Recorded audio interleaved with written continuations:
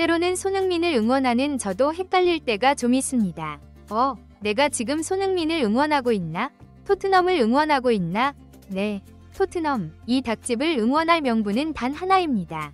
손흥민 때문이에요. 대한민국 역대 최고의 공격수 조짐이 보인 손흥민이 2015년 토트넘으로 이적했고 토트넘이 상위 레벨을 달리면서 손흥민의 몸값은 전성기 시절에 8천만 파운드까지 치솟고 기대에 부응하면서 푸스카스 상을 받고 한 경기 4골을 넣기도 하고 시즌마다 해트트릭을 하고 팀의 영웅이 되는 대활약을 하면서 챔스 결승까지 견인시키고 득점왕을 하고 이젠 토트넘을 40여 년 만에 유럽 대항전 우승을 시키는 캡틴까지.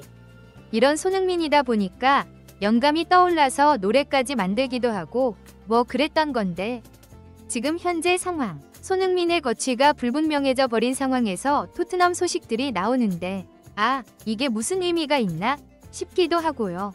네, 손흥민이 토트넘에 남아야 할 명분 자체가 사라져버린 것 같아서 혼란스럽습니다. 네, 이게 솔직한 심정입니다. 손흥민이 다른 선수들이 하지 못한 걸 해냈습니다. 떠나는 명분은 확실해졌는데 뭔 놈의 기사들이 죄다 손흥민 사우디 이적설만 터지고 있냐고요. BBC마저도 손흥민이 토트넘을 떠나는 걸 추천하는 듯한 기사까지 나오기도 했는데 지금도 아라흘리에 이어서 아릴랄도 손흥민에게 관심을 갖고 있다는 보도가 나오고 있고 토트넘 천 스카우트였던 브라이언 킹은 토트넘이 손흥민에 대한 1억 파운드 제안을 받아들이는데 아무런 거리낌이 없을 것이다 라면서 손흥민 이적 가능성을 언급하고 토트넘 호스퍼 뉴스는 포스테코글로 감독 다음은 손흥민이 될 수 있다는 말이 나온다. 최근 손흥민의 이적설이 계속되고 있다. 한국의 스타가 사우디로 갈 수 있다. 토트넘은 주장 손흥민을 주는 대가로 거액의 제안을 받아들일 것이다 라고 보도하기도 했습니다. 손흥민에게 안겨줄 부만 2,400억이라고 하면서 침꼴깍 삼키게 하고 있습니다. 손흥민을 응원하는 입장에서 보면 그가 사우디로 이적한다는 건 본인 입장에서는 막대한 부를 얻는 것이기 때문에 그 선택을 존중할 수는 있지만 솔직히 국익을 위하거나 팬을 위한 선택이라고 볼 수는 없을 것입니다. 이런 거예요. 박찬호가 대만 리그에서 활약했으면 국민들이 그렇게 감동하고 힘을 얻고 열광했겠냐고요. 네, 안세영이 현재 배드민턴 역사를 바꾸고 있을 정도로 대단한 활약을 하고 있는데 안세영이 테니스 선수로 윈블던에서 우승하고 있다고 생각해보세요. 관심도가 완전 달랐겠죠. 네, 한국에 아마 테니스 열풍이 일어났을 것입니다. 손흥민이 정말 저물었을 때, 스스로 한계가 왔을 때 그때 사우디로 떠나면 좋겠다는 바람입니다. 그리고 손흥민도 바로 1년 전에도 그런 뉘앙스로 공식적인 인터뷰에서 말을 했죠. 네, 그리고 이번 아시아 최종 예선 마지막 경기를 마치고 손흥민이 인터뷰를 했을 때도 정말 본인만이 아닌 팬들을 위한 선택들을 할 것 같은 진정성이 느껴지거든요. 네, 믹스트존에서는 기자가 다음 시즌도 토트넘 유니폼 입는 거냐? 고 묻자 계약이 1년 남아있기 때문에 기다려보는 게 맞다고 본다. 기자들, 팬들, 손흥민 본인조차도 궁금하다고 했습니다. 네, 구단이 어떤 입장일지 새롭게 부임할 감독이 어떤 입장일지 손흥민도 그걸 알 수는 없기 때문이죠. 엔지 감독을 지지했는데 경질했다는 것도 여파가 있어 보이는 듯한 느낌이었습니다. 근데 정말 다 느낌이에요. 느낌. 네, 손흥민이 과거에 토트넘으로 이적했을 때도 사실 그때 아무도 몰랐습니다. 손흥민 말처럼 기다리고 있어야 하는 게 맞겠죠. 비하인드로는 그때 당시에 손흥민은 먼저 레버쿠젠을 떠나고 싶어 했고 그래서 이적이 된 것입니다. 지금도 손흥민이 먼저 떠나고 싶다는 의사를 밝히면 후폭풍이 커지기 때문에 더욱 조심하는 것으로 보입니다. 어디든 좋은데 사우디는 아니라는 겁니다. 네, 손흥민이 이제 33살입니다. 호날두는 그 나이 때 레알 마드리드에서 유벤투스로 이적해서 거기서도 득점왕을 하던 시절입니다. 거기서 끝이 아니죠. 맨유로 이적하기도 했습니다. 메시지로도 이적이 가능했는데 위리로 맨유를 선택했죠. 그때 나이가 36살입니다. 호날두가 가진 축구 실력을 누가 무시하겠습니까? 하지만 자기 관리 면에서는 손흥민도 만만치 않습니다. 왜 손흥민은 33살이 저물어가는 선수가 되어야 합니까? 역대 최고의 윙어로 손꼽히는 선수들 리베리, 로벤 같은 선수들도 뮌헨에서 35살까지 뛰었고 밀러도 35살쯤 되니까 뮌헨이 떠나보냈습니다. 손흥민의 활용법을 달리한다면 여전히 손흥민은 최상위 레벨에서 뛸 선수입니다. 손흥민은 본래 득점 전환율, 슈팅 정확도가 1위인 선수입니다. 득점왕을 했을 때 슈팅이 고작 80개였습니다. 살라와 공동 득점왕이었는데 살라는 무려 140개 슈팅을 했고 페널티킥으로 넣은 골도 꽤 있습니다. 무리뉴가 만들어 놓은 전략을 콘테도 그대로 활용하면서 골 담당 케인이 있는데도 손흥민이 득점왕을 했다니까요. 손흥민을 골 전문으로 활용하고 손흥민도 스스로 이제요. 살라처럼 하려고 한다면 대활약을 할 것입니다. 동갑내기 이집트의 황제. 살라는 사우디 안 간다잖아요. 포르투갈 국대 핵심 미드필더 브루노 페르난데스도 사우디에 안 간다잖아요. 손흥민이 거길 선택할 명분이 뭡니까? 네, 우선 손흥민이 아직은 사우디를 안 간다는 걸 전제하겠습니다. 그런데 그게 꼭 손흥민이 토트넘에 뭐 있기를 원한다는 것도 아닙니다. 네, 참 복잡하죠. 네, 왜 다른 영입설은 안 나오냐는 거예요.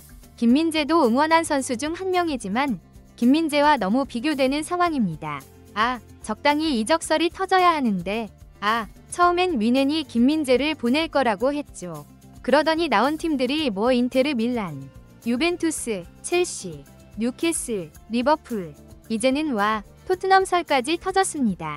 5년 전에도 토트넘이 김민재를 영입하려고 했었죠. 아니죠. 무리뉴 감독이 영입하려고 했었죠.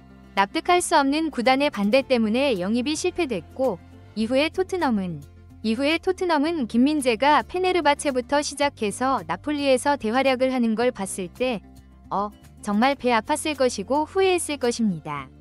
무리뉴 커리어는 정말 레비가 망쳐놓은 거라고 봐야 할 것입니다. 자, 아무튼 김민재 영입설까지 터진 상황입니다. 영국 매체 TVR 풋볼은 김민재가 토트넘을 포함한 여러 잉글랜드 프리미어리그 구단들로부터 제의를 받은 것이 확인됐다.